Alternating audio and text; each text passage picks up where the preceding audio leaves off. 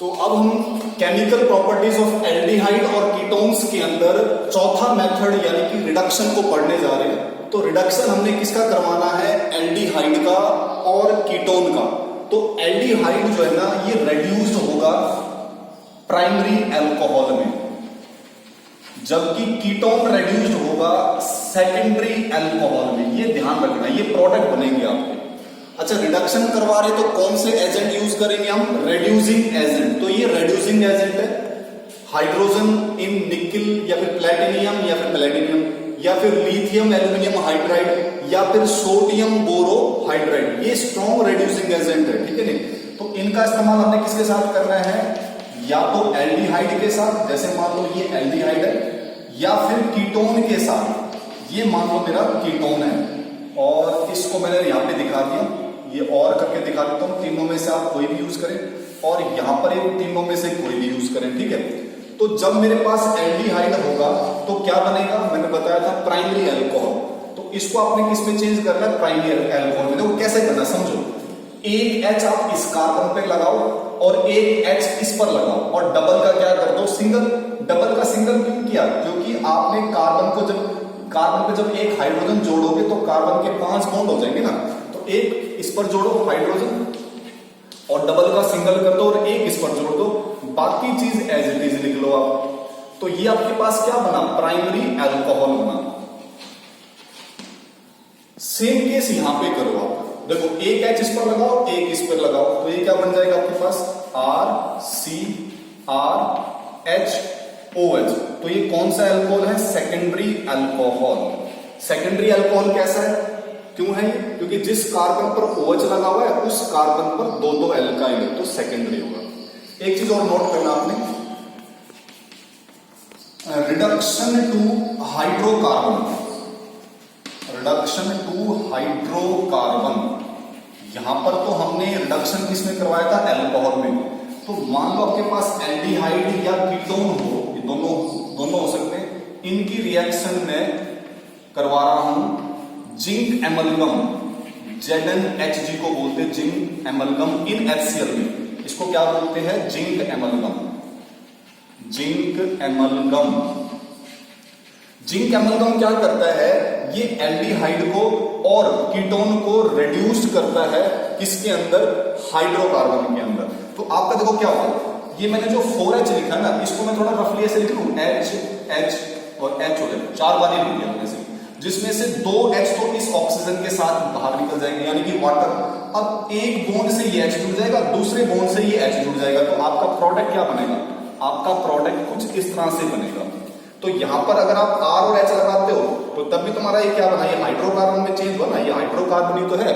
या दोनों R लगाते हो यानी कीटोन वाला, दोनों R लगाओगे तो कीटोन, तो तब भी तुम्हारा ये क्या? हाइड्रोकार्बन। और प्लस में H2O। H2O कहां से आया? यहां से आया। तो इस रिएक्शन को हम बोलते हैं क्लीमेंसन रिडक्शन। क्लीमेंसन रिडक्शन, ये ध्यान देना, इंपॉर्टेंट रिएक्शन है क्लीमेंसन रिडक्शन। क्या किया हमने? कुछ नहीं किया। जिंक एमलगम का इन HCl की प्रेजेंस में हमने एल्डिहाइड और कीटोन का रिडक्शन करवाया। किस में रिड्यूस होंगे? हाइड्रोकार्बन में। यानी कि आप सीधा इतना याद रखो, इस CO की जगह हमने क्या लिख दिया? CH। बस CO की जगह ये क्या है? CH। उसके बाद हमारे पास नेक्स्ट जो रिडक्शन है उसका नाम है वोल्फ-किस्नर रिडक्शन। इसके अंदर हम जो रेड्यूसिंग एजेंट का इस्तेमाल करेंगे वो हाइड्रोजन करेंगे। हाइड्रोजन क्या होता है? NH2 और NH2। तो मैं इस NH2 को ऐसे लिख देता हूं, देखो H2 पहले लिख देता हूं, फिर N बाद में, ठीक है, और फिर NH2। और इसकी रिएक्शन में किसके साथ करवाऊंगा? एल्डिहाइड या फिर कीटोन के साथ, क्योंकि एल्डिहाइड और कीटोन की ही रिडक्शन हो सकती है यहां पे, ठीक है। आगे कहते हैं इन प्रेजेंस ऑफ, या तो NaOH ले लो आप या फिर KOH ले लो, और कौन सा सॉल्वेंट ले लो आप? Ethylene glycol. यहां पे इथाइलिन ग्लाइकोल केवल सॉल्वेंट का काम करेगा और कुछ नहीं। तो देखो यहां से H2O बाहर निकल गया, तो क्या बनेगा आपके पास? पहला स्टेप क्या बनेगा? ये चीज एज इट इज, और डबल बॉन्ड N के साथ NH2, ठीक है। फिर इसमें मैं क्या डालूंगा? KOH या फिर NaOH।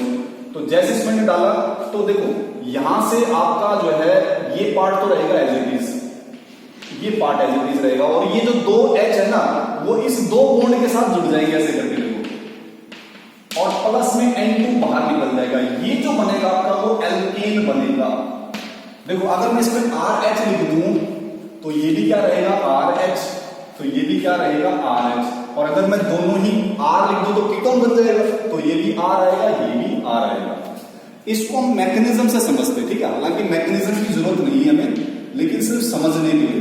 तो मैं इसमें लिख देता हूं नो नीड, यानी कि बोर्ड एग्जाम के लिए जरूरत नहीं है, लेकिन हम इसको समझने के लिए सिर्फ पढ़ रहे हैं। देखो पहला स्टेप क्या करना आपने, ये आपने लिखा यहां पे RH, पहला स्टेप पर ये एज इट इज आएगा आपके पास H2NH2, तो यहां से निकला आपका वाटर, तो ये बन गया C, इस पर HR double bond N NH2, NH2 को ऐसे लिख लूं मैं थोड़ी देर के लिए, H अलग अलग करके, ठीक है।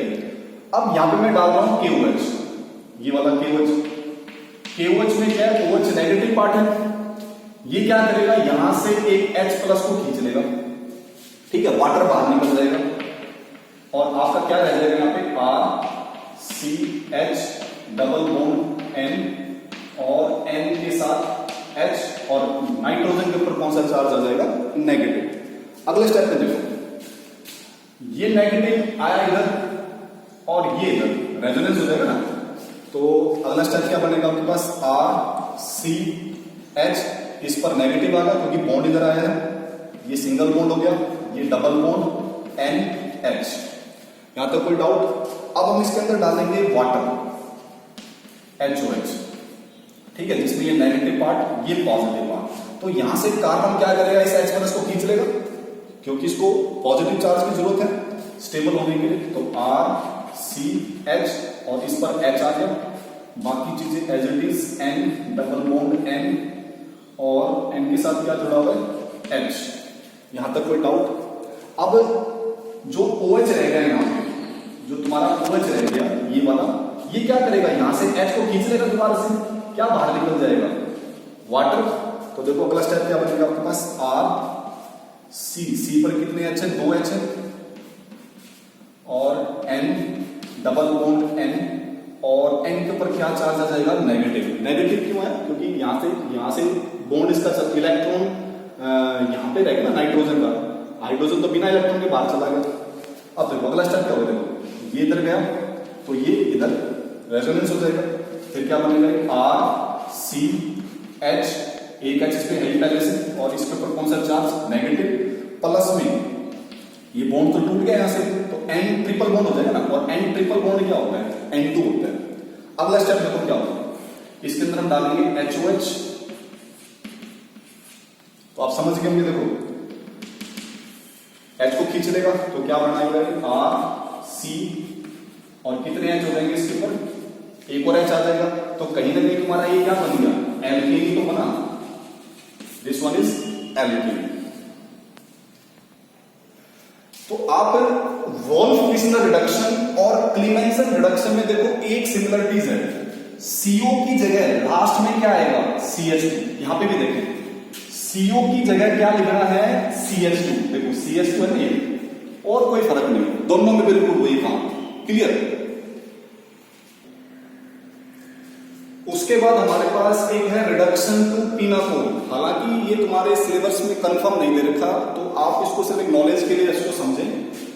रिडक्शन टू पिनाकोल्स, इसको बाइमोलिकुलर रिडक्शन भी बोलते हैं। क्यों बोलते हैं, क्योंकि यहाँ पे हमें दो बारी मॉलिक्यूल लेना पड़ता है, यहाँ पे केवल कीटोन्स की ही रिएक्शन होगी, एल्डिहाइड इस रिएक्शन को नहीं देता है, ठीक है। तो यहाँ पे हमने क्या करना है, मैग्नीशियम एमलगम का वाटर के साथ, मैग्नीशियम एमलगम और वाटर को लेना है रिडक्शन करवाने के लिए, ठीक है नहीं। तो यहाँ पे जो हमें मिलेगा वो मिलेगा सिमेट्रिकल डाइओल, जो सिमेट्रिकल डाइओल, डाइओल का मतलब जिसके अंदर दो OH ग्रुप होंगे, तो उसी सिमेट्रिकल डाइओल को हम बोलेंगे पिनाकोल। कैसे देखो, ये आपने दो मॉलिक्यूल ले लिए कीटोन के, यहाँ पे आपने हाइड्रोजन ले लिए दो बारी, ठीक है नहीं, और ये एमलगम ले लिया आपने मैग्नीशियम का, और वाटर ले लिया, वाटर के दो मॉलिक्यूल यूज करेंगे हम। तो देखो क्या करना क्या है, इन दोनों कार्बन को आप जोड़ो, देखो कैसे, ये जो डबल बॉन्ड है ना, ये वाला एक, तो यहाँ पे दो इलेक्ट्रॉन रखे हुए, तो एक इलेक्ट्रॉन और एक इलेक्ट्रॉन ले रहा, इसका एक इलेक्ट्रॉन और एक इलेक्ट्रॉन ले रहा, तो एक इलेक्ट्रॉन से तो ये जुड़ जाएंगे आपस में ऐसे करके, ठीक है। बाकी चीज ऐसे रहेगी। एक बार प्रोडक्ट को देख लो आप, ठीक है। अब यहां पे एक ऑक्सीजन के साथ और एक ऑक्सीजन के साथ है। अब यहां पे जो एक इलेक्ट्रॉन है उस इलेक्ट्रॉन के साथ एक H जुड़ जाएगा, ऐसे यहां पे एक इलेक्ट्रॉन बचा हुआ उस इलेक्ट्रॉन के साथ एक और H जुड़ जाएगा। तो ये जो बना आपके पास ये एक सिमेट्रिकल डाइऑल बना है, इसी को हम बोलते हैं पिनाकोल बोलते हैं। इसका वैसे मैकेनिज्म की जरूरत नहीं है, फिर भी मैकेनिज्म करवा देता हूं आपको। मैकेनिज्म बड़ा सिंपल है, आप इसको लिखो दो बार, मैं इसको ऐसे करके लिख रहा हूं CH3 यहां पे दो इलेक्ट्रॉन है, मैं ऐसे दिखा रहा हूं, ठीक है। ऐसे इसको दिखाओ, इसके दो इलेक्ट्रॉन ऐसे दिखा दिए, बाकी चीजें ऐसे CH3। अब मैग्नीशियम यहां पे दिखाओ, देखो मैग्नीशियम की वैलेंसी कितनी होती है, 2 होती है। तो देखो इसका एक इलेक्ट्रॉन और मैग्नीशियम का एक इलेक्ट्रॉन, तो यहां पे दिखाओ उसको इन प्रेजेंस ऑफ, ये सारा कुछ आपने लिखना है यहाँ पे। तो ये बनेगा C, ये जुड़ गया मैग्नीशियम के साथ। ऐसे देखो मैग्नीशियम का एक इलेक्ट्रॉन, इस ऑक्सीजन का एक इलेक्ट्रॉन, ये यहां से जुड़ गया। अब इसका एक इलेक्ट्रॉन और इसका एक इलेक्ट्रॉन, तो यहां पर जो दूसरा कार्बन था इसका एक इलेक्ट्रॉन इसका एक इलेक्ट्रन वापस में बॉन्ड बना दिया उसने, यानी ये वाला इलेक्ट्रॉन और ये वाला इलेक्ट्रॉन। बाकी चीजें इसके CH3। अब अपने अगला स्टेप क्या करना है, वाटर का इस्तेमाल करना है। कैसे, इसको तोड़ो, हाइड्रोलिसिस करो, ऐसे करो कि H इसको मिले और OH इसको। सेम इस बॉन्ड को तोड़ो आप, H इसको मिले और OH इसको मिले, है नी। तो क्या बन जाएगा, देखो ये बन जाएगा आपके पास, इसको मैं साइड में दिखा देता हूं, ये बनेगा आपके पास COH, बाकी इस पे 2 CH3 एज इट इज, ऐसे इस पर OH और 2 CH3 एज इट इज। अब यहां पे क्या रहेगा आपके पास NgOH2। तो ये जो प्रोडक्ट है वो यही तो प्रोडक्ट है, यानी कि पिनाकोल। बड़ा सिंपल है, मैग्नीशियम की 2 वैलेंसी ध्यान रखना, इसका एक इलेक्ट्रॉन इसके साथ जुड़ेगा, एक इलेक्ट्रॉन इस ऑक्सीजन का जो यहाँ पे बॉन्ड था उसके इलेक्ट्रॉन के साथ, ये दोनों इलेक्ट्रॉन आपस में जुड़ेंगे इस तरह से, ठीक है।